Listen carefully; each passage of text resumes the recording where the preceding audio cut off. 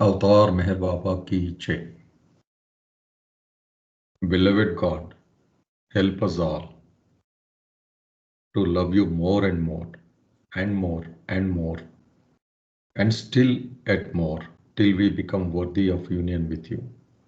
And help us all to hold fast to Baba's Daman till the very end. Avatar Meher బాబాకి జై. జై బాబా అండి. నిన్న బాబా నవజీవనం గురించి సంబంధించిన పారాగ్రాఫ్లు చదువుకుంటున్నామండి. మనోనాష్కి సంబంధించిన పారాగ్రాఫ్ చదువుకున్నాం, డిస్కషన్ చేయలేదు. ఇది మళ్ళీ ఒక్కసారి చదువుతానండి. On February 13th, 1951, Baba had gone into seclusion at Mahabaleshwar for about 100 days. At the end of which, he stated that on October 16, it would be necessary for him to enter another phase of his work. This later came to be known as Manonash, annihilation of the mind period. This work lasted 4 months, ending February 16th, 1952. ఇదండి ఇక్కడ ఆపాము. మనోనాష్ కార్యక్రమాన్ని అందరికీ తెలిసిందే. బాబా ఇక్కడ కాజాగూడ నుంచి మొదలుపెట్టి ఆయన కాలినడకన వెళ్ళి మెహరాజాద్లో ముగించింది.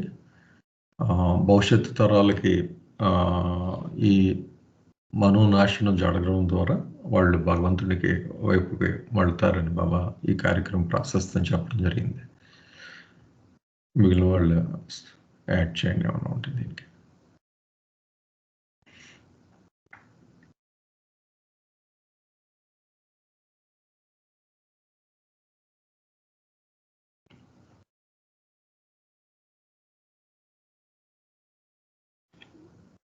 నేను ఆడిబుల్ సార్, నేను వినబడుతుందండి నా వాయిస్? వినబడుతుంది సార్. జై బాబా. Okay okay sir. దాస్ మీరు ఏమైనా యాడ్ చేస్తారండి లక్ష్మణ్ మనోనాష్ గురించి?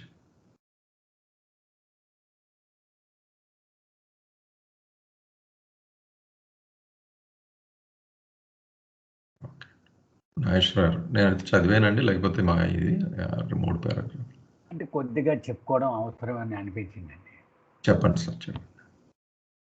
అంటే చిన్న పరిచయం చేసుకోవాలి కదా మరి దాని గురించి. అందుకని క్లుప్తంగా మనసు గురించి చాలా ఎక్కువ చెప్పారు బాబా. ఈ సందర్భంగా క్లుప్తంగా 2-3 మాటల్లో చెప్పుకుందాం. జీవాత్మ ప్రయాణం ప్రారంభించిన తర్వాత పరిణామ క్రమంలో అనేక ప్రాణశక్తులను, మానసిక శక్తులను అది కూడబెట్టుకుంటూ ఉంటుంది. అయితే ఈ శక్తులన్నీ నియంత్రించడానికి ఏదో ఒక కారకం దాన్ని ఉండాలి కదా. ఇప్పుడు ఉదాహరణకు ఒక 50 మంది సిబ్బంది ఉన్నారు ఒక ఆఫీసులో. వాళ్ళకి ఒక బాస్ అంటూ లేకపోతే వాళ్ళకున్న సామర్థ్యాలని సక్రమంగా వినియోగించుకునే అవకాశం ఉండదు కదా. అందరూ క్యాలిబర్ ఉన్నవాళ్ళే, కానీ ఎవడిని ఎలా వాడుకోవాలి అనేటువంటి ఒక పర్టికులర్ ఒక బాస్ లేకపోతే అది optimum utilization of the resources అది ఎన్ష్యూర్ చేయలేము కదండి. మనందరికీ కార్పొరేట్ వరల్డ్లో ఆ భాష తెలిసిందే. అది అంచేత ఈ ప్రాణశక్తులను, మానసిక శక్తులను సమర్థవంతంగా వాడుకోవడం కోసం మనసు అనేటువంటి ఒక బాస్ అవసరమైంది. అంచేత మనసు ఏర్పడింది. ఓకే. అయితే ఇది కొంతవరకు అవసరము. మొట్టమొదటి మానవ శరీరం దాల్చగానే అవసరమైనటువంటి అన్ని వనరులు సమకూరిపోయినాయి జీవాత్మకి. దానికి కావలసినటువంటి బ్రహ్మాండమైన మానవ దేహం వచ్చేసింది, చైతన్యం పూర్తి అయిపోయింది, అన్నీ సమకూరాయి. కానీ ఈ మనసు కారణంగా అది గమ్యాన్ని చేరుకోలేని పరిస్థితి ఏర్పడింది. అక్కడి వరకు మనసు అవసరమే అయ్యింది. ఆ తర్వాత మనసు ఆటంకంగా పరిణమిస్తుంది. కారణం అది పోగు చేసుకున్న సంస్కారాల కారణంగా. బాబా ఎప్పుడు ఒక ఉదాహరణ చెప్తూ ఉంటారు. కోడిగుడ్డులో పిండము చాలా మృదువుగా కణజాలాలతో నిర్మితమై ఉంటుంది. అది దాన్ని భద్రంగా రక్షించడం కోసమని పైన ఒక పెంకు, ఒక గొల్ల అది భగవంతుడు ఏర్పాటు చేశాడు దానికి. సో బయట నుంచి అన్ని రకాలైనటువంటి కుదుపుల్ని కూడా ఆ గొల్ల రక్షిస్తూ ఉంటుంది పిండానికి తాకకుండా. కానీ అది 21 రోజులు అయిపోగానే లోపల పిండం అది పెరిగి పిల్ల రూపంలో స్వతంత్రంగా జీవించడానికి అనువైనటువంటి సామర్థ్యాలన్నీ సమకూర్చుకున్న తర్వాత అది ఇలా పొడుస్తుంది లోపల నుంచి. గొల్ల దానికి అది పగిలిపోయి దారి చేయాలి ఆ పిల్లకి. అలా కాకుండా అది దారి ఇవ్వకుండా అలాగే ఉండిపోయింది అనుకోండి, గొల్ల లోపల పిల్ల చనిపోతుంది. అది అలాగే మనసుకి ఒక నిర్దిష్టమైనటువంటి ప్రయోజనాన్ని ఆశించి అది ఏర్పాటైంది. అది ఆ ప్రయోజనం నెరవేర్చేశాక అది తప్పుకోవాలి. అది తప్పుకోకుండా అది బాసు సీట్లోనే కూర్చొని నేనే చలాయిస్తాను, నేనే పాలిస్తాను అంటే ఇదిగో మనందరి పరిస్థితి అదే. ఆ మనసు నడిపిస్తూ ఉంది. అది హృదయానికి చోటిచ్చేయాలి. ఆ హృదయానికి చోటు ఇవ్వకుండా మనసు నడిపిస్తూ ఉన్న కారణంగా మనందరం ఇలా మాయకు బందీలుగా ఉండిపోయాం. అంచేత బాబా ఏమన్నారంటే మనసుని నిర్మూలన చేసేటువంటి పని, ఎనిహిలేషన్ అన్నారు, సమూలంగా పెకిలించి వేయడం. ఆ పని ఈ అవతార ఉద్యమంలో భాగంగా నవజీవనంలో చిట్ట చివరి దశగా బాబా చేపట్టారు దాన్ని. మన అదృష్టవశాత్తు దానిని హైదరాబాదులో ఖాజాగూడ అనేటువంటి ఆ ప్రాంతంలో దీన్ని ప్రారంభించారు. దీన్ని మెహరాజాదులో ముగించారు బాబా. అది ఇది సార్ అంటే మనసుని నిర్మూలించేటువంటి పని, అంటే మనసు యొక్క ప్రకోపాన్ని విశ్వవ్యాప్తముగా తగ్గించేటువంటి కార్యక్రమాన్ని ఆయన చేపట్టారు. అయితే అది ఎలా చేశారు, దాని ఫలితం ఎలా ఉంటుంది, మన కెపాసిటీకి మించినటువంటి వ్యవహారం అది. జై బాబా సార్. జై బాబా. ఫర్దర్గా దీన్ని కంటిన్యూ చేస్తూ డాన్, అంటే ముఖ్యంగా డాన్ చెప్తుందంటే బాబా ఒక లైఫ్ స్నాప్ షాట్ ఇస్తున్నారు ఆయన చేసిన వివిధ రకాల కార్యక్రమాలు. నమ్మశక్యం కానివి చాలా ఉన్నాయి అని చెప్తున్న ఈ నేపథ్యంలో ఈ నవజీవనాన్ని గురించి చెప్తూ అందులో మనోనాశ కార్యక్రమం తర్వాత పారాగ్రాఫ్లో దాని కంటిన్యూషన్ ఏం చేశారని చెప్తున్నారు. Baba then announced that he had a few disciples. He and a few disciples would leave shortly for the United States, and that he would lead from March 21st to July 10th, 1952, a complicated free life in which weakness would predominate over strength. From July 10th to November 15th, a full free life in which strength would predominate over weakness. And from November 15th on, a fiery free life in which both strength and weakness would be consumed in the fire of divinity. ఇక్కడ బాబా చెప్తుంది. తర్వాత బాబా announce చేశారు ఏంటంటే కొంతమంది నేను శిష్యులతో కలిసి America సంయుక్త రాష్ట్రాలకి వెళ్తానని, అలాగే మార్చి 21 నుంచి జూలై 10 దాకా 1952లో ఫ్రీ లైఫ్ స్వేచ్ఛా జీవితము అని ఇచ్చారు. దాంట్లో వివిధ దశలుగా బాబా పేర్కొన్నారు. ఆ టైం ఫ్రేమ్ కూడా క్లియర్గా చెప్పారు. సంక్లిష్ట స్వేచ్ఛా జీవితము అన్నది ఒకటి ఉంటుంది, అది గడుపుతాను. అందులో ఏంటంటే స్ట్రెంగ్త్ని వీక్నెస్ డామినేట్ చేసేస్తుంది అన్నది ఒక అంశం. అది పూర్తయిన తర్వాత జూలై 10th నుంచి నవంబర్ 15th వరకు full free life. Full free లైఫ్లో పూర్తి స్వేచ్ఛ జీవితంలో ఏమవుతుందంటే ఇక్కడ తిరగబడుతుంది. స్ట్రెంగ్త్ వీక్నెస్ని డామినేట్ చేస్తుంది, బలహీనతలను డామినేట్ చేస్తుంది అని చెప్పారు. ఆ తర్వాత నవంబర్ 15వ తారీఖు అనంతరం ఈ అంటే fairy free life, pronunciation correct అనుకుంటున్నాను, ఫెయిరీ ఫ్రీ లైఫ్లో ఈ స్ట్రెంగ్త్ అండ్ వీక్నెస్ ఇంక రెండూ ఉండవు. అక్కడ దాకా ఈ ఈ తగ్గాపూర్ లాగా ఒకదాని మీద ఒకటిగా అవుతూ అక్కడికి వచ్చేటప్పుడు రెండు కూడా ఆ దైవీ జ్వాలలో నశించిపోతాయి అందులో అని చెప్పి వివరించారు. ఇది అయితే చాలా డీప్, మనకు అర్థం కాని నవజీవనమే ఒక మిస్టరీ. అయితే నవజీవనంలో ఈ దశలు కూడా చాలా మిస్టరీ. మనోనాష్ కొంతవరకు అర్థం చేసుకోవచ్చు, నాగేశ్వరరావు గారు ఎక్స్ప్లెయిన్ చేశారు. ఇక ఈ దశలైతే చాలా డీప్ ఇన్నర్ మీనింగ్ ఉన్న దశలుగా అనిపిస్తూ ఉంటుంది. ఇది చాలా ప్రాధాన్యత గల దశలని బాబా చెప్పారు నవజీవనంలో. ఈ ఆఖరి అంకాలు ఇప్పుడు ఎక్స్ప్లెయిన్ చేసినవి ఇదండి second paragraph.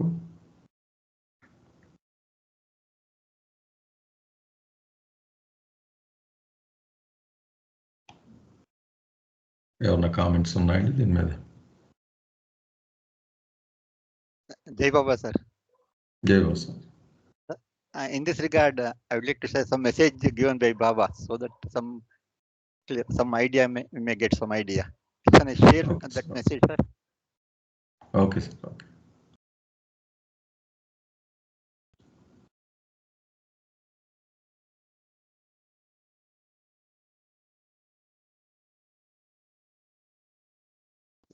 Can you see the screen, sir? Yes sir. So in this message, I think the role which God has willed for me has had several phases. The pre-realization ordinary state, that is before Hazrat Baba Jan she gave God realization. Before that, it's a normal man, just like pre-realization ordinary state. The old life state of realized divinity, that is during that after declaring avatarhood, Prabhupada Maharaj, that is the divine life, that is old life. It is called as the old life. Then new life, as we have discussed so far, it is about new life. The new state, perfect humility and intensive seeking of God as truth through the achievement of Manonash. Then the separated free life which emerged after the attainment of Manonash. Now what we are going to read it. In this, I think the first part of this free life is March 21st to July 1052, a complicated free life, binding, dominated free life. Sir, here what happens is you will meet with accident in America. That is because your binding is dominating freedom. That is actually the suffering period it is. The next phase is second part of free life, full free life from July 10 to November 15. During this period, Baba went to America and England, and so that's a lot of Western lovers. He came in the orbit of Baba. So there is collection of his lovers towards him. That is the second. And third one is free life, very free life, commencing from 15 November 1952.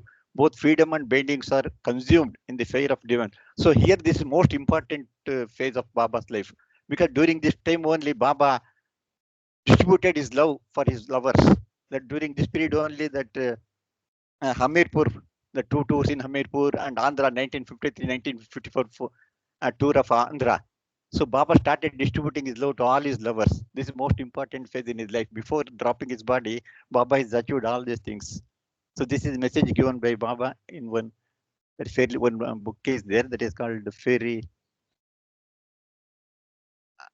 From that book, Baba has given this message about.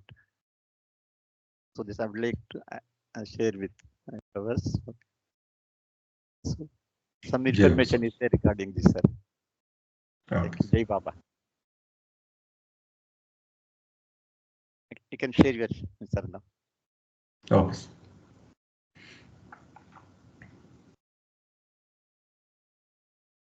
These three phases are most important in Baba's life.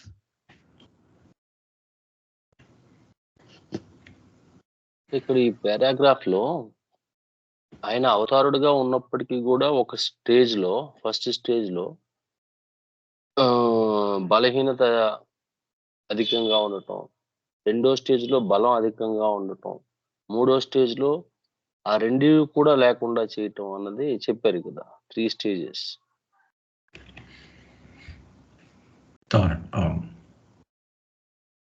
ఇప్పుడు first stage చూస్తే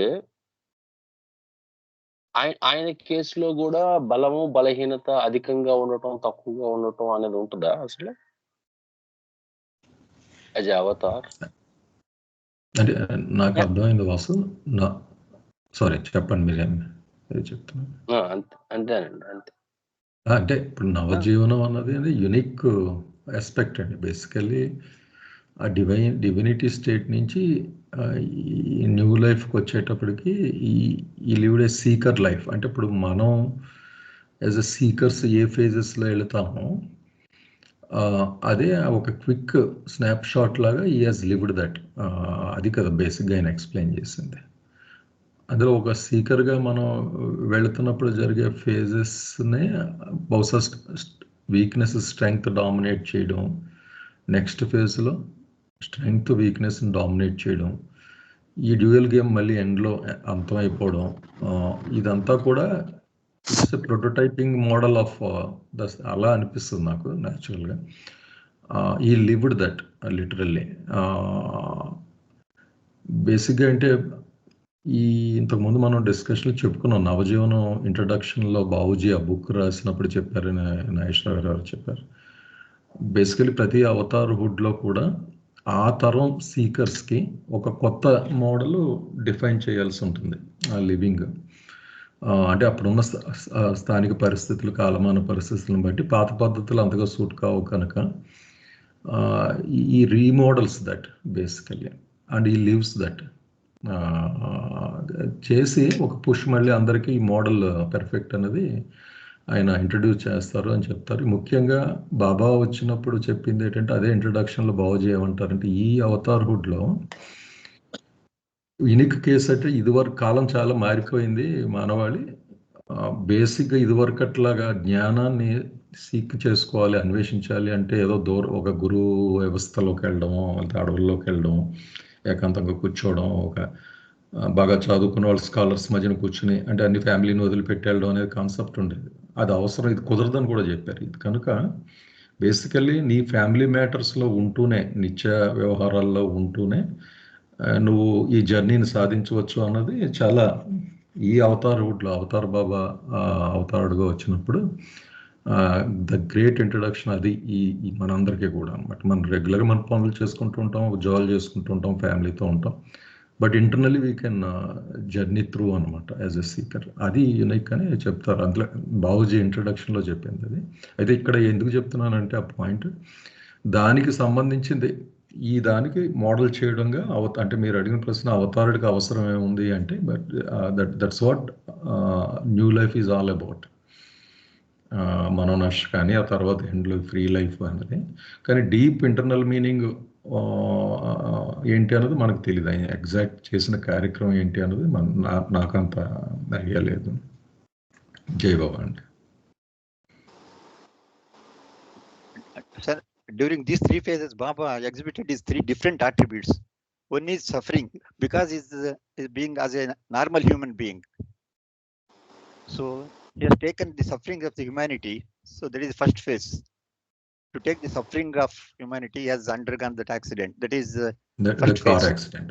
Okay. Yeah, because weakness. He's actually just like a normal man. Just like as we are suffering, same type of suffering he has undergone, being a normal man. And the second and the third, he's exhibited different attributes of God. First is weakness of human being, and he has undergone suffering. Okay. Like that, three attributes you can see here in these three phases. Okay.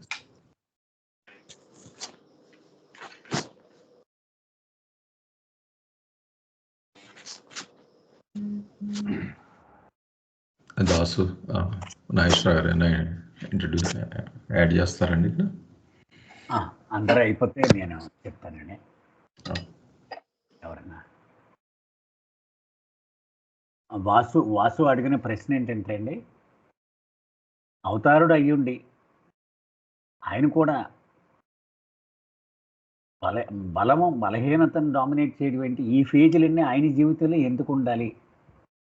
అంతే కదండి వాసు, మీరు అడిగిన ప్రశ్న అదే కదా? అవును sir, అవునవును. ఆ టెర్మినాలజీ కూడా complicated free. Okay, let us not worry about the terminology sir. అంటే నాకు అర్థమైంది ఏంటంటే, అసలు అవతారుడు ఎందుకు వస్తాడు?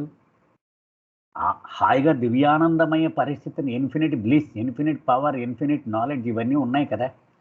ఆయన హాయిగా అలా ఉండకుండా మళ్ళీ ఎందుకు వస్తాడు ఇక్కడికి? అవుట్ ఆఫ్ కంపేషన్ కదా. మనము దారి తప్పి మసలుతూ ఉన్నాం కాబట్టి, మనము ఒక్కొక్కడి తల మీద సంస్కారాల మూటలను మోస్తూ పోతూ ఉన్నాం కాబట్టి, మన మీద జాలిపడి సానుభూతి కలిగి మన కష్టాన్ని ఆయన మీద వేసుకొని, ఆయన దేహం ద్వారా భరించి, ఆయన శరీరాన్ని ఒక రకంగా బలి ఇచ్చి వెళ్తాడు ఆయన. అందుకే వస్తాడు. ఏ అవతారుడు జీవితం చూసుకున్నా అంతే. రాముడు జీవితం చూద్దాం మనం. ఆయన దశ ఏమిటి? మొట్టమొదట చాలా హాయిగా రాజుగా, యువరాజుగా ఉన్నాడు. దశరథుడి దగ్గర అన్ని విద్యలు నేర్చుకున్నాడు, అంతా ఆనందమే. సడన్గా వనవాసం వెళ్ళిపోయాడు, దుఃఖం మొదలైపోయింది కదా. భార్యను ఒకడు ఎత్తుకుపోయాడు. అదేమిటి? అతను భగవంతుడైనప్పుడు, అనంత శక్తివంతుడైనప్పుడు ఆయనకి ఈ కష్టాలు ఏమిటి? ఇలా అని చెయ్యిలా ఒకసారి ఇలా అని ఆ సుదర్శన చక్రం వాడేసి చేయగలడు కదా ఇవన్నీ. కానీ ఎందుకు చేసాడు ఇవన్నీ కదా? భార్య కోసం ఏడవడం ఏంటి? దుఃఖిస్తూ అందరినీ అడుగుతూ ఉండేవాడు, నా భార్యని ఎవరన్నా చూసాడా అని అడిగేవాడు. ఆ వానరుల సహాయం తీసుకొని రావణాసురుడి మీద యుద్ధానికి వెళ్ళి జయించాడు కదా. చివరికి అంత వచ్చిన తర్వాత మళ్ళీ సీతమ్మని అడవులకి పంపించేశాడు. సో ఇదంతా అప్స్ అండ్ డౌన్స్ కదా. అలాగే కృష్ణుడు కూడా అంతే. అవమానాలు, ప్రతివాడు మాట అనేసేవాడే. ఆఖరి జరాసంధుడి చేతిలో 16-17 సార్లు ఓడిపోయి పారిపోయి దాక్కునేవాడు. ఏమిటి కర్మ ఆయనకి? అంటే అవతారుడి జీవితంలో కావాలని ఎన్ని రకాలుగా కష్టాలను, అవమానాలను వీలైతే అన్ని రకాలుగా తన మీద వేసేసుకొని తన శరీరాన్ని బలి ఇచ్చి వెళ్తాడు. ఇంకా మనం ముందుకు వెళ్ళి కొలిది చాలా ఎక్కువ డిస్కస్ చేసాడు డాన్ దీని మీద. అది నాకు అనిపిస్తుంది, మనం ఒక మేకని బలి ఇచ్చేటప్పుడు చూడండి, ఆ మేకని బలి ఇచ్చేటప్పుడు ఏం చేస్తారు? దానికి అందరూ పూజలు చేస్తారు, కుంకుమ రాస్తారు, పసుపు రాస్తారు, మెడలో దండలు వేస్తారు, పెద్ద మేళం సన్నాయి అన్ని వాయిస్తూ డబ్బులు కొడుతూ ఆ మేక ఏమనుకుంటుంది, ఓహో నా లెవెల్ వేరు అనుకుంటుంది కదా. కానీ చివరికి దాన్ని ఆ బలిపీఠం మీద ఆ తల కోసి బలి ఇచ్చేస్తారు. అలాగే అవతారుడు కూడా అందుకే వస్తాడటండి. ఈ పంచసద్గురువులు 5గురు కలిసి ఆయన కిందకి తీసుకొచ్చి ఆయన మెడలో దండలేసి డప్పులు కొట్టి పసుపు రాసి చివరికి బలి ఇచ్చేయడమే జరుగుతుంది. సో ఆయన అవతార జీవితంలోని దశలు అనమాట ఇవన్నీ. టెక్నికల్ టెర్మినాలజీ అంతా old life, pre realized life, realized old life, new life, తర్వాత ఈ ఫ్రీ లైఫ్, ఇవి కాంప్లికేటెడ్ ఫ్రీ లైఫ్, ఇవన్నీ ఆ దశలు అనమాట. అంటే ఆయన కష్టాన్ని అనుభవించే దశ, ఆనందాన్ని పొందే దశ, ఇలాగనమాట. చివరికి 52 తర్వాత ఆయన పూర్తిగా ప్రియతముడి రోల్లోకి వచ్చిన తర్వాత ఆయన హమీర్పూర్ ఆంధ్రదేశంలో కేవలం ప్రియతముడిగానే ఆయన ఉన్నాడు. ఆఖరికి 1968లో నా పనిని నేను 100% విజయవంతముగా, నాకు సంతృప్తి కలిగించే విధముగా పూర్తి చేసుకున్నాను అన్నాడు ఆయన. అంటే అప్పుడు ఆయన అవతార జీవితం సమాప్తి అయిందన్నమాట. సో ఆ దశలు ఇవన్నీ చెప్తూ ఉన్నారు.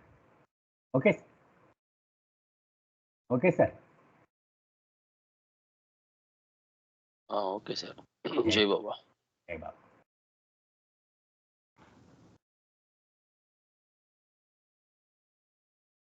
నెక్స్ట్ దానికి వెళ్దామండి.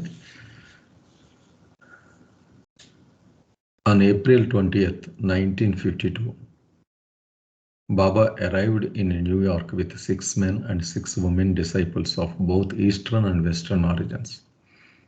They went directly to Myrtle Beach, South Carolina, where a property had been dedicated to Baba. And after a period of several weeks, Baba received many old and new followers. Particularly on May 17th, when a vast crowd congregated from all over the United States to see him.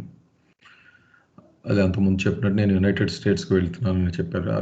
అది వివరిస్తున్నారండి. 1952లో April 20వ బాబా తన శిష్య బృందం 6 మహిళలు 6 పురుషులు, పాశ్చాత్య దేశాల వారు, అలాగే ఈస్టర్న్ కంట్రీస్ నుంచి కూడా ఉన్నారు. వీళ్ళు తీసుకుని ఆయన న్యూయార్క్ నగరానికి వెళ్ళారు. వీళ్ళు డైరెక్ట్గా సౌత్ కేరళనా స్టేట్లో ఉన్న మిర్టల్ బీచ్కి వెళ్ళారు. అక్కడ ఈ ఈ మెరిటల్ బీచ్లో బాబా కు సంబంధించిన మెరిటల్ బీచ్ ఆశ్రమం నెలకొల్పబడింది, బాబాకి అంకితం ఇవ్వబడింది. అక్కడ ఆయన చాలా వారాల పాటు ఉండి తనకు సంబంధించిన పాత కొత్త ఫాలోవర్స్ని చాలామందితో ఆయన అపాయింట్మెంట్స్ ఇవ్వడం, వాళ్ళని కలవడం జరిగింది. ముఖ్యంగా మే 17వ తారీఖున పూర్తి యునైటెడ్ స్టేట్స్ నుంచి కూడా చాలామంది ప్రేమికులు ఫాలోవర్స్ కొత్తవారు పాతవారు రావడం, ఒక పెద్ద కాంగ్రిగేషన్ సమావేశం అక్కడ జరిగింది అని చెప్తున్నారు టాన్. అంటే బేసిక్గా ఇక్కడ ఈ ఫేజ్లో అమెరికా మెరిటల్ బీచ్ ని కూడా ఇంట్రడ్యూస్ చేస్తున్నారు డాన్. అక్కడ జరిగింది వెస్టర్న్ పాయింట్ ఆఫ్ వ్యూలో, ఎందుకంటే బాబా మెరిటల్ బీచ్ ప్రాశస్త్యం కూడా చెప్పారు. ఇక్కడ మెహ్రాబాద్ సమాధి ఉన్న ప్రాంతం ఎంత వైశిష్టమైందో, అలాగే వెస్ట్రన్ వరల్డ్కి భవిష్యత్తులో మెరిటల్ బీచ్ కూడా అంత ఉన్నత స్థాయిని కలిగి ఉంటుంది బాబా ప్రేమికులకి అని చెప్పారు. అది ఇక్కడ ఇంట్రడ్యూస్ చేస్తున్నారు don.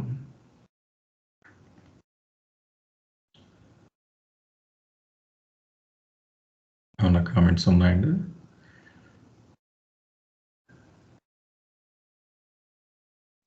Property had been dedicated to Baba అని చెప్పారు కదా, సౌత్ క్యాలిఫోర్నియా.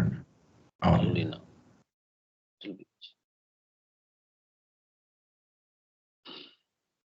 చాలా అంటే ఇప్పుడు చాలా మంది వెళ్ళిన వాళ్ళు కూడా ఉంటారండి. అది అట్లాంటిక్ ఓషన్ ఒడ్డున కొన్ని వందల ఎకరాలు అది. అందులో లేక్స్ కూడా ఉన్నాయి, స్వీట్ వాటర్ లేక్స్. మీకు లిటరల్గా డీప్ ఫారెస్ట్ లాంటిది అది. జస్ట్ పాత్వేస్ ఉంటాయి, రోడ్లుగా కాకుండా నెంబర్ ఆఫ్ కాటేజెస్ ఆ లేక్ ఒడ్డున చుట్టుపక్కల. కానీ ఫస్ట్ ఫీలింగ్ మనకి ఏమవుతుందంటే ఆల్మోస్ట్ ఇట్స్ మెహరాబాద్లో ఉన్న ఫీలింగ్ వస్తుంది మీకు. అక్కడ the way they maintain that serenity కానీ ఆ పవిత్రత కానీ. బాబా వెళ్ళిన ప్రతి సంఘటన మెహరాబాద్లో ఎలాగా బాబా ఉన్న ప్రాంతం మెహరాజాద్లో ఆయన కుర్చీ ఉంటే దాన్ని అలాగే ఉంచి అలాగా సేమ్ మీకు ఆ లెగూన్ క్యాబిన్ అని ఒక్కొక్కటి వెళ్తుంటే మీకు just literally you're in Meherabad అనమాట. అది ఎలా మెయింటైన్ చేస్తారో, ఇంచుమించు ఒక్క సమాధి ఉండదు అన్న ఇది తప్ప you literally feel like you're in Meherabad. అంత మీకు వైబ్స్ అవి అక్కడ తెలుస్తూ ఉంటాయి మెరిటల్ బీచ్. The way they maintain this also extraordinarily good అనమాట. ప్రతిదీ ఆయన అడుగెట్టిన ప్రతి ప్రాంతాన్ని మార్క్ చేసి క్లియర్గా ఇండికేటర్స్ పెట్టి అక్కడ ఆ వాతావరణాన్ని మెయింటైన్ చేస్తూ ఉంటారు. మీకు లిటరల్గా డిఫరెన్స్ తెలియదు, మెహరాబాద్లో ఉన్నాం అనుకుంటారు మెరిటల్ బీచ్ వెళ్ళినప్పుడు. అది ఎలిజబెత్ ప్యాటర్సన్కి సంబంధించిన 500 ఎకరాల భూమండి మొత్తం సుమారు. అవును సార్. అది ప్రాపర్టీ గురించి అడుగుతున్నారు వాసు. అది వాళ్ళ ఫాదర్ డ్యూరేషన్ ఉంది కదండి, ఏప్రిల్ 20th 1952 అంటే పైన పారాగ్రాఫ్ లో చెప్పినట్టు ఇక్కడ మెహర్ బాబాకి వీక్నెస్ ప్రిడామినేట్ చేసినటువంటి రీజియన్ కింద తీసుకోవాలి కదా, ఏప్రిల్ 20th ఆ దశని ఇక్కడ కోడ్ చేసినప్పుడు ఇక్కడ మనకి ఏమైనా ఈ పారాగ్రాఫ్ లో కానీ ఈ రీజియన్ లో కానీ బాబా తాలూకు వీక్నెస్ ప్రిడామినేట్ చేసేలాగా మనకి ఏమైనా తెలుస్తుంది? వీక్నెస్ కాదండి, వీక్నెస్ కాదు. అంటే ఆయన బాధలకు గురయ్యేటువంటి దశ అన్నమాట. ఆయన బాధలకు గురయ్యేటువంటి దశ. అంటే కార్ యాక్సిడెంట్ అప్పుడే జరిగిందండి. ఆయన ఇక్కడి నుంచి ఒక్లహామా అటువైపు వెస్ట్ కోస్ట్కి ప్రయాణం వెళ్తున్నప్పుడు ఒక్లహామాలో చాలా మేజర్ యాక్సిడెంట్. చూద్దాం, ముందు అదే నడుస్తుంది. అదే ఓకే, అది కంటిన్యూషన్ ఉందండి దాని గురించి. మిగిలిన వాళ్ళు ఏమైనా యాడ్ చేస్తారండి?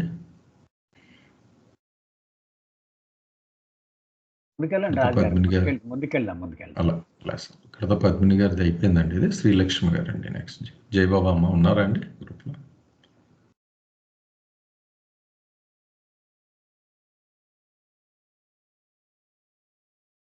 శ్రీలక్ష్మి గారు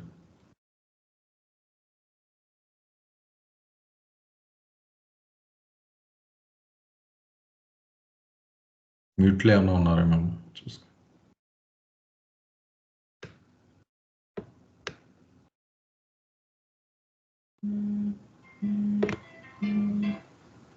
ఓకే, లేనట్టున్నారండి.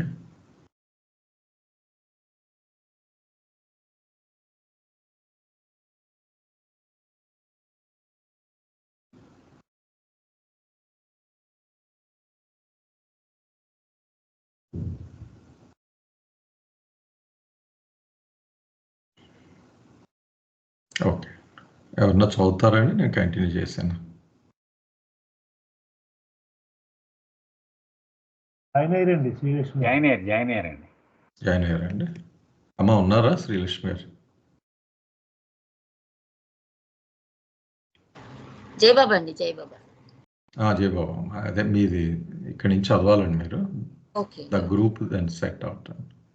ఓకే. జయబాబా. మెహర్ బాబా కి జై. జై. The group then set out by car for California and another projected series of interviews. While crossing Oklahoma, the car carrying Baba was struck and 4 of the 5 occupants seriously injured in one of the heartbreaking incidents so common to our highways. బాబా వారి బృందము ముందుగా ప్రణాళిక ప్రకారం నిర్ణయించబడిన ఇంటర్వ్యూల కోసం కాలిఫోర్నియాకు కారులో బయలుదేరింది. ఓక్లహామాని దాటేటప్పుడు బాబా ప్రయాణిస్తున్న car ప్రమాదానికి గురై దానిలో ప్రయాణిస్తున్న 5 సభ్యులలో 4 తీవ్రమైన గాయాలకు లోనైనారు. మన రహదారులలో ఇటువంటి హృదయ విదారకమైన ప్రమాదాలు చాలా సహజంగా జరుగుతూ ఉంటాయి. జై బాబా అండి.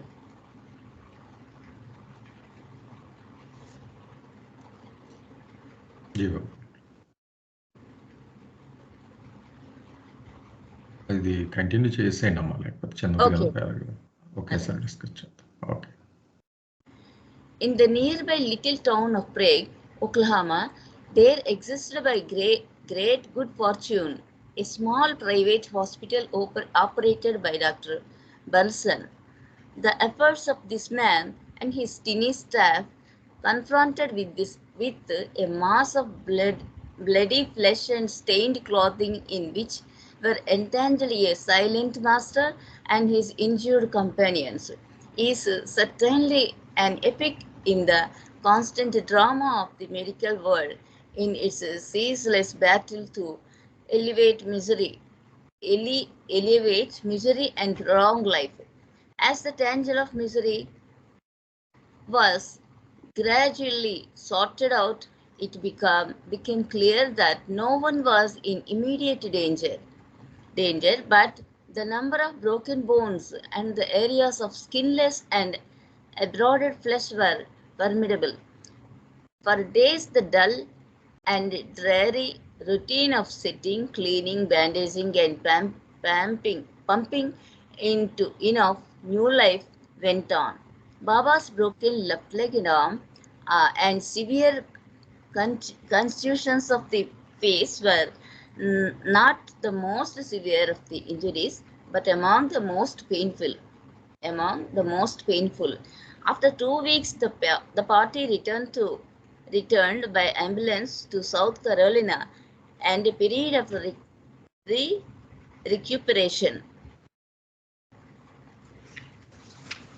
ఇక్కడ ఆపుదామండి. ఓకే అండి.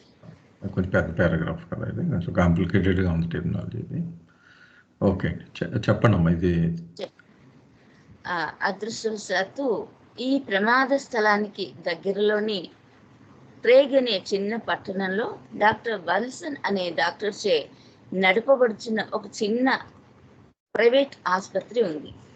ఆయన తన కొద్దిపాటి సిబ్బంది సహాయంతో రక్తసిక్తమై తీవ్ర గాయాల పాలైన మౌన గురువుకి ఆయన అనుచరులకు ఎంతో నేర్పుతో సకాలంలో చికిత్సను అందించారు.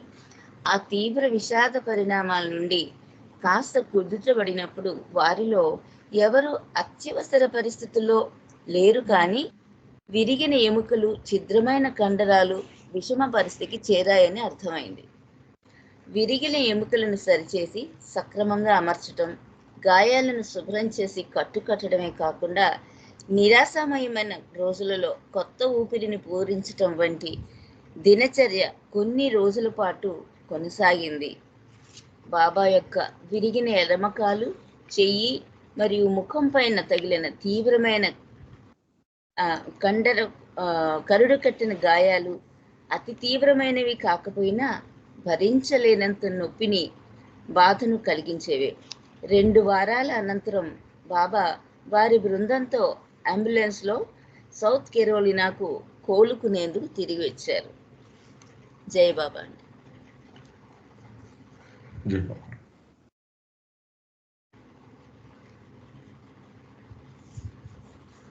ఇది మిస్ అయినట్టున్నారమ్మా మీరు చెప్పేటప్పుడు. ఇది అంటే మెడికల్ వరల్డ్లో ఇది మిరకిల్ అది అన్నారు కదా. అవునండి.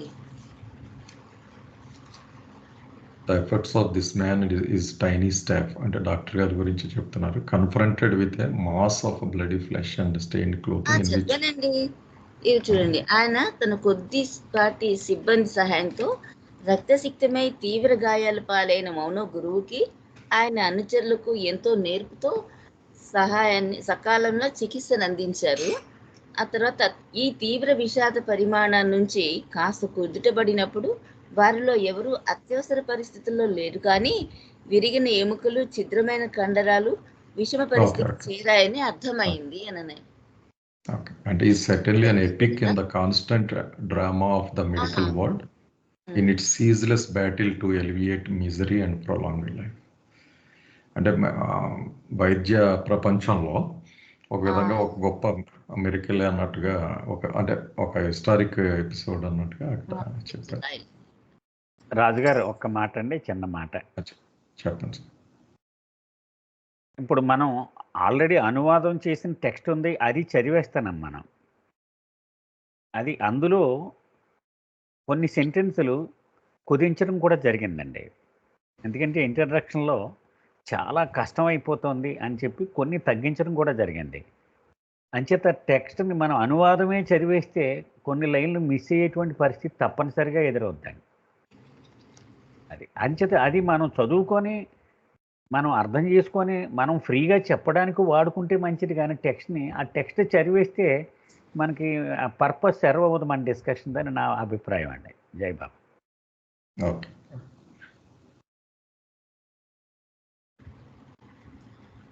ఓకే అండి. ఏమైనా కామెంట్స్ ఉన్నాయండి దీని మీద? 2 పారాగ్రాఫ్స్.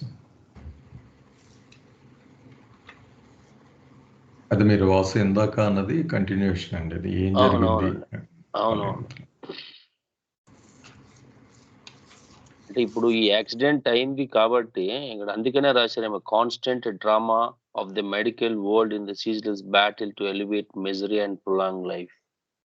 దీన్ని ఇప్పుడు ఈ యాక్సిడెంట్ కనుక చూస్తే ఆ పైన చెప్పిన March 21 to July 10 ఏదైతే ఉందో, complicated free life in which weakness would predominate over the strength అన్నది కనబడుతుంది. అంటే weakness of whom? Weakness of Meher బాబా.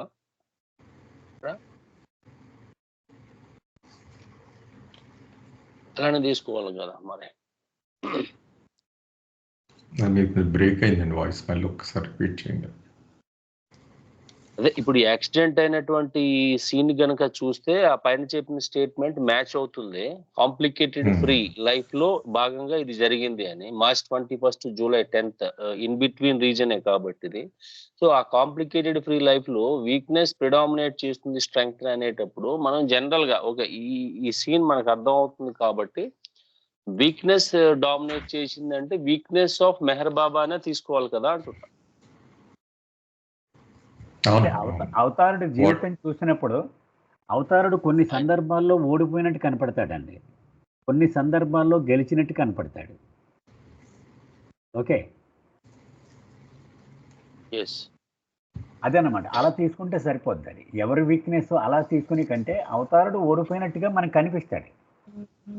ఇప్పుడు 16 సార్లు ఓడిపోయాడు జరాసంధుడి చేతిలో అంటే అది ఓడిపోయినట్టు కనపడుతున్నాడు కదా మనకి, కానీ కావాలని ఓడిపోయాడని మనకు తెలియదు కదా. అది సో అలాగే అంటే ఇప్పుడు accident లో దాన్ని ఆ, అలా తీసుకోవడానికి లేదేమో కదా సార్. ఎందుకంటే ఇక్కడ ఓడిపోవటం, గెలవటం అన్న టెర్మినాలజీ యూజ్ చేయలేదు అదే కదా. వెరీ అందుకని పాప స్పెసిఫిక్ గా వాటి వీక్‌నెస్ అండ్ స్ట్రెంగ్త్ అని యూజ్ చేశారు కదా. అదే బలము బలహీనతల మీద ప్రబలంగా ఉన్నట్టుగా మనకు కనపడుద్ది. అవును. బలహీనత జయించినట్టుగా కనపడడం ఒకసారి, అలాగే బలం జయించినట్టుగా కనపడడం ఒకసారి. వెరసి దాని అర్థం అదే అవుతుంది కదా.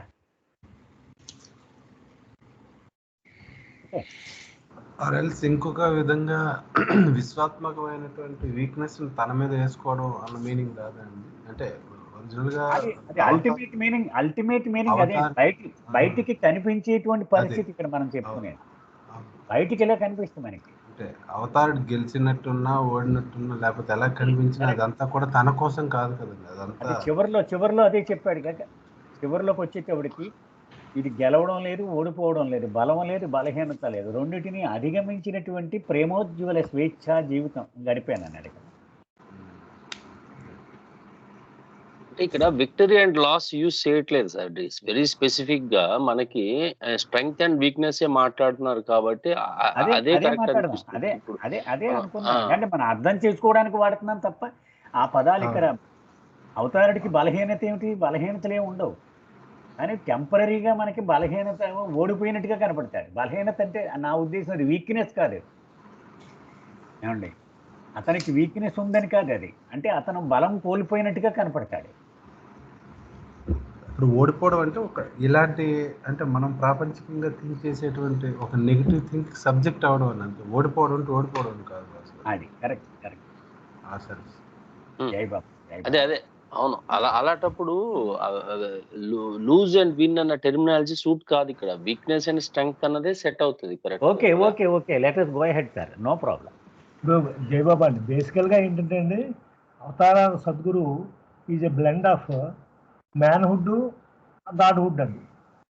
అప్పుడు ఆ మ్యాన్హుడ్లోంచి గాడ్హుడ్కి నడిపించడం కోసం సింబాలిక్గా మనం పడేటువంటి బాధలన్నీ కూడా ఆయన పడతాడు దాంట్లో.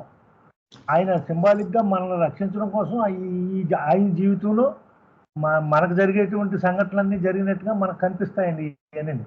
అదేంటంటే మనల్ని ఉద్ధరించడానికి చేసి ఈ సింబాలిక్ యాక్ట్స్ అర్థం చేసుకోవాలన్నమాట మనం.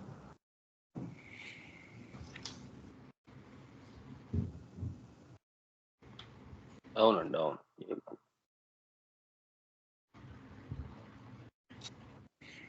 అంటే బాబు గారు సింబాలిక్ కాదేమో, లిటరలీ లివ్స్ దట్ లైఫ్ అంతే. అంటే రాముడు ఏడ్చాడు భార్య గురించి అంటే నిజంగా that emotion was there for him. కాదు, మరి హ్యూమన్ సైడ్ ఉంది కదా ఆయనకి. అంతే అండి, హ్యూమన్ సైడ్ కనుక హ్యూమన్ సైడ్ అంతా మందనమాట అండి అది.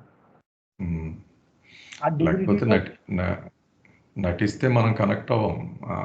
లిటరలీ లివ్స్ దట్ ఆ ఇనెబిలిటీకి వచ్చేసి సింబాలిక్ అంటే మీనింగ్ తేడా వచ్చేస్తామండి. రైట్.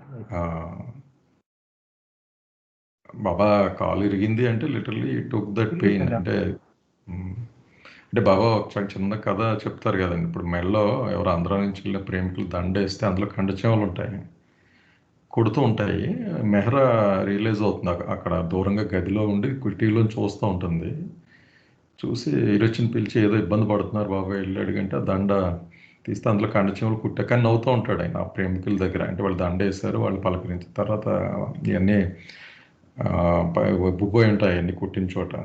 ఏంటి బాబా చెప్పొచ్చు కదా దండ తీద్దాం అంటే వాళ్ళని నిరుత్సాహపరచకూడదు కదా అని చెప్పి బాబా అంటారు. మానవాళి నన్ను భగవంతుడిగా చూసే దాంట్లో నేను మానవుడిని అన్న విషయాన్ని కూడా మర్చిపోతారు. ఇప్పుడు వాళ్ళకున్న నొప్పే నాకు ఉంటుంది. మన చేమ కుడితే ఎలా ఉంటుందో ఆయనకి అలాగే ఉంటుంది. కానీ ఆయన క్వాలిటీస్ వల్ల ఆయన ఓర్చుకుంటాడు అనమాట. ఆయనకు ఉన్న మనకి దట్ వే ఈ కన్వేస్ మీరు కూడా ఇలా జీవించడం సాధ్యమే అని. బేసిక్గా if you have love, deep love inside, you can bear this suffering. అది కదా అల్టిమేట్గా ప్రూవ్ చేసేది ఆయన, which is possible for you అని చెప్పడం.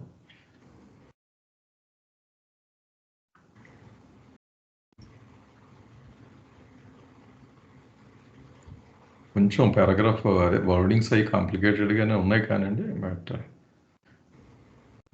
లేదండి, డిస్కస్ చేయడం అవసరమే సార్. ది వెరీ పర్పస్ అదే కదా మరి. ఇంకోటి ఇంట్రెస్టింగ్ అండి, ఇది అవుట్ ఆఫ్ కాంటెక్స్ట్ అయినా ఈ మెడికల్ వరల్డ్ గురించి ఇది రాస్తారు, అందుకే నాకు అక్కడ స్టక్ అయిపోయింది. In it ceaseless battle to alleviate misery and prolong life అన్నాను. అంటే వైద్య ప్రపంచం అంతా స్ట్రగుల్ అయ్యేది ఎప్పుడు కంటిన్యూస్ కదా. ఈ మిజరీని లైఫ్ని పెంచడం ఓకే, దాని గురించి స్ట్రగుల్ అవుతుంది. మిజరీ అన్నారు, అది కొంచెం నాకు మిజరీని అంటే పెంచడానికి మానవుడికి బాధ నుంచి ఉపశమనం కలిగించడం, ఆయుర్దాయం పెంచడం కదండి ఈ రెండు ఎలివేట్ మిజరీ తగ్గించడం అంటారు అది. తగ్గించడం. ఓకే ఓకే అంటే సార్, అది కన్ఫ్యూజ్ మెడికల్ ఫీల్డ్ తాలూకా ఆశయం అదే కదా, గమ్యం అదే. అవును. సో ఆ చరిత్ర చూసినట్లయితే అవతార పురుషుడికి అతని బృందానికి సేవ చేయడం కూడా అది నిలిచిపోద్ది చరిత్రలో అన్నట్టుగా అనమాట. అవును. Okay Vasu, can we go ahead? Yes sir. జై బాబా. ఓకే అమ్మా, ఇది కంటిన్యూ చేసేయండి. జై బాబా అండి. How could a great spiritual leader allow such an accident to happen to himself and his followers? Surely he could foresee and prevent it. I wonder how many times these questions have been asked. అంటే అది ఒక గొప్ప ఆధ్యాత్మిక గురువు అయ్యిండు కూడా ఆయన తనకి తన అనుచరులకి కూడా ఇంత గొప్ప ప్రమాదాన్ని ఎలా జరగనిచ్చారు అనేసి, నేను ఈ ప్రశ్నని ఆయనకి ముందుగా తెలిసి ఉండి కూడా, actually Baba has predicted as long ago as 1928 such an accident to himself and the necessary for it. అంటే ఆయన ముందుగానే దాన్ని నివారించడానికి ఎందుకు ప్రయత్నించలేదు, ఇలాంటి ప్రశ్నలు ఎన్ని మార్లు నాలో నేను వేస్తున్నాను. అయితే ఆయన వాస్తవానికి తనకు అట్లాంటి ప్రమాదాన్ని దాని ఆవశ్యకతను గురించి కూడా బాబా చాలా ముందుగానే అంటే 1928లోనే సూచించారు. అయితే next he had even mentioned an occasion that it would be necessary to spill his blood on America. అంటే ఈ విధమైన అప్పుడప్పుడు అమెరికా నేలపై తన రక్తాన్ని చిందించాల్సిన అవసరం గురించి కూడా ప్రస్తావించేవారు. But such a declaration on my part of he knew it all time fall wide for the central issue. The great spiritual leaders of ages have never avoided the mishaps of a reckless and unheeded civilization. అంటే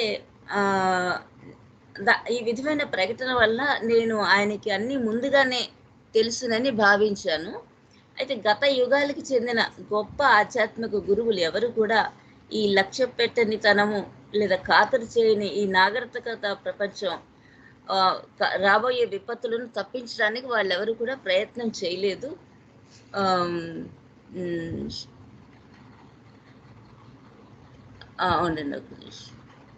In fact, they have embraced their portion of human catastrophe and have lived it through without recourse to the arbitrary uses of this cosmic power at their fingertips. వారందరూ అంటే ఈ గొప్ప గురువులు, ఆధ్యాత్మిక గురువులందరూ కూడా మానవ సంక్షోభంలోని తమ వంతు పాత్రను అంగీకరించి వాస్తవానికి వారి అధీనంలో ఉంటే, అంటే వారి చేతుల్లో అంటే వాళ్ళ వేళ్లలో అంటే వాళ్ళ అధీనంలో ఉండే ఆ విశ్వ ప్రాణశక్తిని ఏకపక్షంగా వినియోగించకుండా సహనంతో జీవితాన్ని కొనసాగించి అటువంటి పరిస్థితులు ఎలా జీవించాలో చూపించారు. The great spiritual leaders of the ages have never avoided the mishaps of a reckless and unheeded civilization. In fact, they have embraced their portion of human catastrophe and have lived it through without recourse of the arbitrary uses of cosmic powers on their fingertips. వాళ్ళ చేతిలో ఉన్న ఆ విశ్వ ప్రాణశక్తిని ఉపయోగించకుండా వారు అటువంటి ఆ ప్రమాదాలను నివారించడానికి కానీ తీసివేయడానికి కానీ ఎప్పుడు ప్రయత్నించకుండానే వారు కూడా ఈ నిర్లక్ష్యపూరితమైన నాగరికత ప్రపంచం చేసే ఈ విపత్తులని అనుభవించారు, సహనంతో భరించారు అన్నమాట. The supreme function of the spirituality great it is not what they do outside of law of our physical world, but what they do within it. అంటే ఆధ్యాత్మికంగా ఉన్నత స్థితిలో ఉన్నావు, కానీ వారు ఈ భౌతిక ప్రపంచ యొక్క నియమాలకు మించి వాటిని అధిగమించి ఏ విధంగా ఆచరించారు అనేది కాకుండా వారు ఆ నియమాలకు లోబడి ఏమి చేసి చూపారు అనేది వారు నిర్వహించే సర్వోత్కృష్టమైన కార్యాచరణ అనబడుతుంది. అంటే వాళ్ళకి అధికారము అవన్నీ పవర్స్ చేతిలో ఉన్నా కానీ వాటిని వినియోగించకుండా ఈ భౌతిక ప్రపంచంలో వాళ్ళు ఎలా మెలిగారు అనేది, మనకి వాళ్ళు ఎలా తమ జీవితాన్ని ప్రదర్శించారనేది ముఖ్యమైన విషయం అనమాట. అక్కడ అది చూడాలి అని చెప్తున్నట్టు అర్థమవుతుందండి. జై బాబా.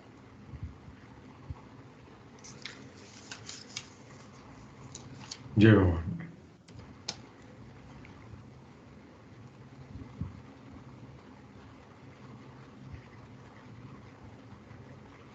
ఏమన్నా ఉన్నాయండి కామెంట్స్? అది ఇక్కడ మళ్ళీ ఈ పారాగ్రాఫ్లో డాన్ చేస్తున్న ఇంకొక డౌట్ఫుల్ ఎపిసోడ్ కదా, అంత గొప్ప శక్తి మంతుడికి ఎలా జరిగింది అంటారు, దానికి రీజనింగ్ ఇస్తున్నారు ఆయన. బేసికలీ లాస్ట్ స్టేట్మెంట్ ఇంట్రెస్టింగ్ అండి. The supreme function of the spiritually great is not what they do out side the law of our physical world, but what they do with in it. ఇంతకుముందు కూడా అది చెప్పారు. ఈ natural లాస్కు లోబడి, physical world లాస్కు లోబడి చెయ్యాలి, కానీ అవుట్ సైడ్ ఏం చేస్తారన్నది అంటే మన వరకు, ఈ మాయలో ఉన్న వాళ్ళ వరకు అంత రిలవెంట్ కాదు. ఇందులో చేసిన వాళ్ళు నార్మల్గా అందుకే ఈ లిమిట్స్లో, ఈ ఫిజికల్ లాస్కు అబైడ్ అయ్యే వాళ్ళు పనిచేస్తారు అన్నది ఇక్కడ సారాంశం అండి. మిగిలిన వాళ్ళు ఏమైనా యాడ్ చేస్తారండి పారాగ్రాఫ్?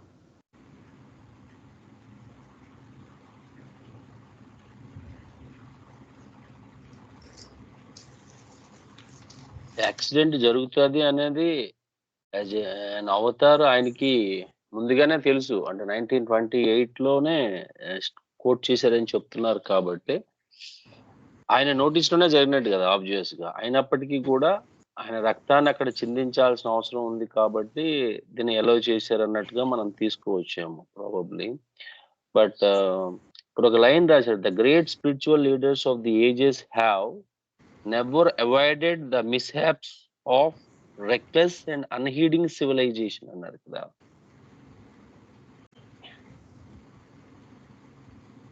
దీని మీనింగ్ ఏంటి? the great spiritual leaders of the ages have never avoided the mishaps of reckless and unheeding civilization. అంటే సివిలైజేషన్ క్రూరత్వం చూపించే క్రూరత్వాన్ని వాళ్ళు ఏం తప్పించుకోవడానికి ఏం ట్రై చేయలేదు. అంటే ఉదాహరణకి రావణాసుడు ఎపిసోడ్, వాడి కామం మీద ఉన్నప్పుడు దాన్ని ఏమి ముందే తెలుసు కదా, భార్యని ఎత్తుకుపోయి తెలిసి ఉండొచ్చు కదా, తెలియదు మనకు, కానీ ఎస్ ఫేస్డ్ ఇట్ రామ్డ్. ఆ కాంటెక్స్ట్లోనే తీసుకోవాలండి. అంటే what ever happens in regular మానవుడికి ఎలాగైతే జరుగుతుందో ఈ చట్టంలో, ఈ భౌతిక ప్రపంచంలో, అవే ఎపిసోడ్స్ వాళ్ళకు కూడా ఎదురవుతాయి న్యాచురల్గా.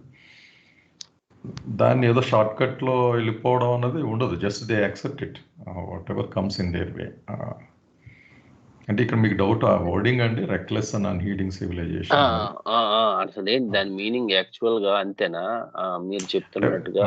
అదే క్రూయల్ వరల్డ్ కింద చూస్తాం కదా, ఎవరి వన్ టెస్ట్ యువర్ పేషెన్స్ కదా అన్ని పక్కల నుంచి. కానీ బిగ్గర్ ప్లాన్లో చూస్తే ద రెసిస్టెన్స్ ఈజ్ ఇన్బిల్ట్ అనమాట ఫర్ యువర్ జర్నీ. ఆ పాయింట్ ఆఫ్ వ్యూలో అది కరెక్టే.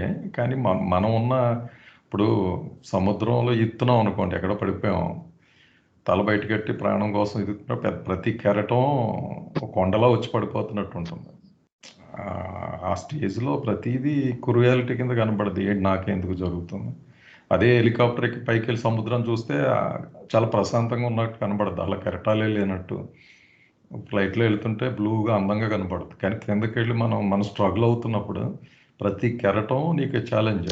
మన జీవితాలు కూడా అంతే కదా. ఆ కాంటెక్స్ట్లో చెప్తున్నా, civilization throws lot of challenges.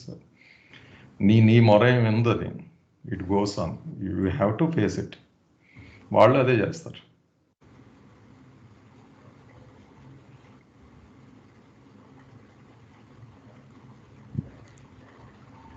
ఇక్కడ ఒక్క విషయం కూడా చెప్పుకోవాలండి. భగవంతుడికి 3 లక్షణాలు ఉంటాయి, ప్రధాన లక్షణాలు. లక్షణత్రయము అంటాం. అనంత శక్తి, అనంత జ్ఞానము, అనంత ఆనందము. ఈ 3 ఉంటాయి. బాబా ఏమన్నారంటే, అవతార పురుషుడు తను జన్మించడానికి ముందే భగవంతుడే ఉంటాడు. అతను భగవంతుడే మానవుడిగా దిగి వచ్చిన వాడే కదా అవతారుడు అంటే. కాబట్టి ఆయన అమ్ముల పొదిలో ఈ 3 ఆయుధాలు ఉన్నాయి. కానీ అవతారుడిగా వచ్చినప్పుడు ఒకే ఒక ఆయుధాన్ని వాడతాను, మిగిలిన 2 ఆయుధాలని వాడను అని చెప్పారు బాబా. అనంత శక్తిని కానీ అనంత ఆనందాన్ని కానీ వాడను, అనంత జ్ఞానం మాత్రమే వాడతాను. అంచేత బాబా యొక్క అవతార జీవితం చూస్తే ఆయన సర్వజ్ఞత ప్రతి విషయంలోనూ కూడా చాలా స్పష్టంగా మనకు కనపడుతూ ఉంటుంది. ఆయనకి అన్నీ తెలుసు. ఆయనకి అవే మొత్తం మనకి చాలా పేరాల్లో డాన్ కూడా చెప్తూ ఉన్నాడు, ముందే తెలుసునని చెప్పాడు బాబా, బాబాకి అన్నీ తెలుసు అని. ఆ ఒక్క గుణం మాత్రం వాడాడు ఆయన. కానీ అనంత శక్తిని వాడలేదు, అనంత ఆనందాన్ని వాడలేదు. బాబా దానికి కారణం కూడా ఏం చెప్పారంటే, నేను అనంత శక్తిని వాడేస్తే నీ కష్టం అంతా, నువ్వు పడే కష్టాన్ని నేను అనుభవించడం ఎలా సాధ్యం అవుతుంది కదా. నువ్వు పడే సమస్యలన్నీ నా భుజం మీద వేసుకొని నేను మొయ్యాలి కదా. మరి నా అనంత శక్తిని వాడేస్తే నీకు నేను సాయం చేయలేను కదా. అలాగే నువ్వు పడి బాధను నేను పడి ఆ కష్టం అంతా అనుభవించాలంటే నేను ఆనందాన్ని వాడేయకూడదు కదా. ఆనందం ఉంటే నాకు కష్టం బాధని ఎలా పంచుకోగలను నీ బాధను నేను. అంచేత మానవులను ఉద్ధరించడం అనే నా విశ్వ కార్యక్రమాన్ని సజావుగా అమలుపరచడం కోసము ఈ 2 వనరుల్ని వాడను నేను అన్నారు బాబా. సో అది ఇక్కడ మనకు కనపడుతోంది ఈ పేరాలో కూడా. ఆయనకి తెలుసు అనంత జ్ఞానం మాత్రం ఉంది, కానీ శక్తిని వాడలేదు, ఆనందాన్ని వాడలేదు. ఎలా వచ్చి పడిపోతే అలా భరించాడు ఆయన కష్టం అంతా.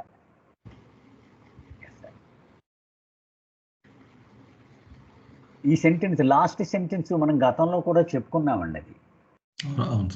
అది ప్రకృతి నియమాలకు లోబడి ఆయన ఏమి చేస్తాడు అనేది hall mark of once greatness. అంతేగాని వీటికి అతీతంగా ఏమి చేస్తాడు, మంత్రం వేసి మాయ చేసి అనేది కాదు.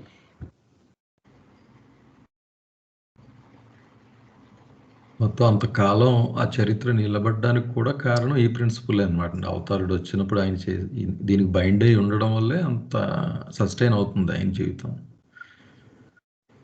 కరెక్టే. అంటే ముందు డాన్ మనకు ముందు పేరాల్లో చెప్పాడు. ఇప్పుడు ఆయనను ఒక ఉదాహరణగా మనకు ఉపయోగపడాలంటే మనలాంటి పరిస్థితులను ఎదుర్కొని జీవిస్తే అది ఉపయోగపడదు. కానీ ఆయన జీవితం, ఆయన మంత్రాలు చేసేసి అద్భుతాలు చేసేస్తే ఇక మనకి ఎలాగ ఉపయోగపడుతుంది కదా. అవునండి, అవును. ఒకసారి మంత్రాలు అంతరం చేస్తే మళ్ళీ ఆయన పైన పెట్టేస్తాం, మన కింద ఉంటాం. స్నేహితుడిని, సోదరుడిని, ప్రీతముడిని చేసుకోలేం కదా పక్కన పెట్టుకుని. కరెక్ట్.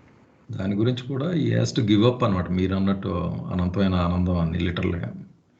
బాబా మొదటిసారి యూరోప్ వెళ్ళినప్పుడు మండలి వాళ్ళందరికీ ఉలెన్ రగ్గులు ఇచ్చారు. వాళ్ళందరికీ మంచి మంచి ఆహారాలు పెట్టారు, బిర్యానీలు అవి. బాబాకు వచ్చేటప్పుడు ఒక రొట్టె ముక్క పెట్టారు, ఒక కాటన్ దుప్పటి ఇచ్చారు. దేవుడు కదా, దేవుడికి ఏం అక్కర్లేదని. పొద్దున్న బాబా అందరినీ అడిగారు, బాగా నిద్ర పట్టిందా, బాగా తిన్నారా అన్నారా. బ్రహ్మాండం బాబా అన్నారు. మరి నాకైతే నిద్ర లేదు, కడుపు మాడింది అన్నారు. అప్పుడు చెప్పారు, నేను భగవంతుడిని అని మీరు పొరపడుతున్నారు. భగవంతుడిని మాత్రమే కాదు, నేను మానవుడిని కూడా ఏకకాలంలో. కాబట్టి మానవుడికి ఆకలి తప్పులు ఎలాగైతే ఉంటాయో అన్నీ నాకు ఉంటాయి 100% అని అప్పుడు ఫస్ట్ టైం వాళ్ళు ఆశ్చర్యపోయారు అనమాట. ఎందుకంటే భగవంతుడు కదా, ఆయనకి ఏం అవసరం లేదని అనుకున్నారు. అదే మన ఇంట్లో కూడా అమ్మ అన్ని వండి పెడుతుంది, కానీ అమ్మది అడగం కదా. ఎందుకంటే ఉందో లేదంటే ఆ ప్రేమ అలా ఉంటుంది వాళ్ళది. దే డోంట్ కేర్ అని. వాళ్ళకి ఆకలి ఉంటుంది కదా. టైం రాజుగారు. ఓకే, దగ్గరికి వచ్చిందండి. ఏమన్నా ఒక 1 minute ఉందండి. దాసు ఏమన్నా అనౌన్స్మెంట్స్ ఉన్నాయండి? ఈ బుక్ షేర్ చేస్తారు. ఓకే, చెప్పండి, మీరు చెప్పండి.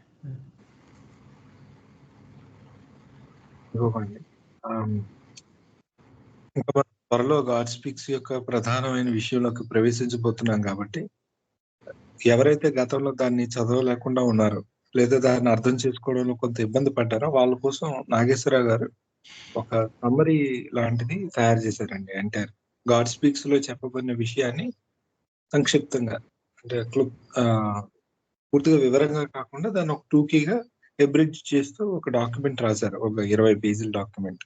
దానికి కొన్ని ఇమేజెస్ ని అటాచ్ చేస్తూ మోర్ కామన్ పర్సన్ కి అర్థమయ్యేలా కొత్త కొత్త పదాలు పరిచయం అయ్యేటప్పుడు వాటిని అర్థం చేసుకోవడానికి కొన్ని ఉదాహరణలు ఇస్తూ కూడా రాశారు.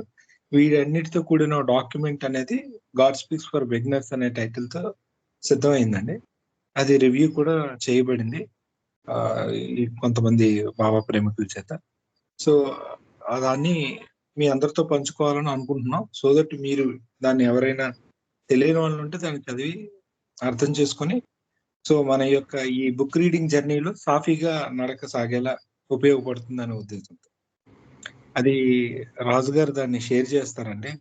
ఈరోజు మన కాల్ అయిన తర్వాత మీరు దాన్ని ఈలోగా దాన్ని చదువుకొని ఉంటే మనం కరెక్ట్ గా ఫస్ట్ చాప్టర్ స్టార్ట్ అయ్యే సమయానికి మనం సిద్ధంగా ఉంటాం. సరైన టేకప్ ఉంటుంది అనే ఉద్దేశంతో అంతే. జయబాబు. ఓకే, నేను కాల్ అవగానే నేను షేర్ చేస్తానండి పుస్తకం. ఇది నాగేశ్వరరావు గారి పాయింట్ ఆఫ్ వ్యూలో ఈ విత్ ఎగ్జాంపుల్స్ అంటే ఆయన సొంత పలుసార్లు చదివిన అనుభవంతో ఈ పుస్తకం ఆయన సొంత ఎగ్జాంపుల్స్ అవి పెట్టి మనకు సింపుల్గా అర్థం కావడానికి ప్రయత్నం చేశారు. అందులో అది చాలా మంచి ఎగ్జాంపుల్స్ ఇచ్చారు. అది నేను ఈ కావాగానే షేర్ చేస్తాను. జయబాబా. అయితే మళ్ళీ నెక్స్ట్ వీక్ కలుద్దామండి సాటర్డే. అవతార్ మెహర్ బాబాకి జై బాబా అండి అందరికి. జై బాబా అండి. జై బాబా. జై బాబా అండి. జై బాబా. జై బాబా. జై బాబా.